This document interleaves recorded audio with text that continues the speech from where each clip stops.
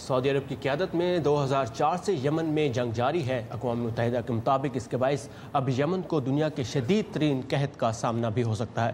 سعودی عرب نے شہریوں تک خوراک پہنچانے کے راستے کچھ ہفتے بند رکھنے کے بعد دوبارہ کھولنے کا عندیہ تو دیا ہے، تاہم بین الاقوامی تنظیمیں خبردار کر رہی ہیں کہ غذائی قلت یمن میں لاکھوں لوگوں کی جان لے سکتی ہے۔ مزید تفصیلات اس رپورٹ میں۔ یمن میں ہوتی جنگجوؤں سے برسر پیکار سعودی سربراہی میں اتحادی افواج یمنی دارالحکومت کے بین الاقوامی صنع انٹرنیشنل ایئرپورٹ پر حملہ کر چکی ہیں اور تمام بری، بحری اور ہوائی راستوں کو بند کر دیا گیا ہے۔ ان راستوں کو بند کرنے کا مقصد بقول سعودی عرب کے یمن میں ہوتی جنگجوؤں کے لیے ایران سے ہتھیاروں کی آمد و رفت روکنا ہے۔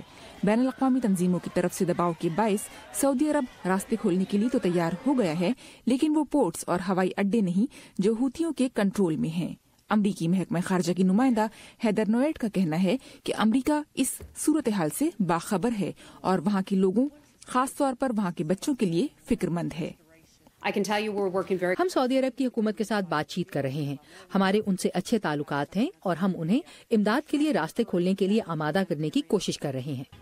سنا میں بچوں اور فنکاروں نے اس ہفتے کے شروع میں احتجاج کیا تھا اور راستے کھولنے کا مطالبہ کیا تھا۔ انٹرنیشنل ریسکیو کمیٹی سے منسلک پاولو چرنسکی کا کہنا ہے کہ یہ بندشیں فوراً ختم ہونی چاہیے۔ Critical point is the Saudi-led coalition is backed.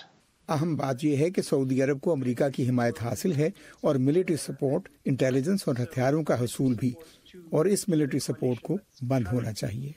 جب پاولو سے پوچھا گیا کہ کیا سعودی عرب غزہ کو ہتھیار بنا رہا ہے تو انہوں نے کہا کہ یہ یقین سے نہیں کہا جا سکتا، لیکن راستوں کی ان بندشوں کی وجہ سے یمن کے شہریوں کو تکلیفیں اٹھانی پڑ رہی ہیں۔ سنڈی سین کے ساتھ سحر ماجد، اردو VOA۔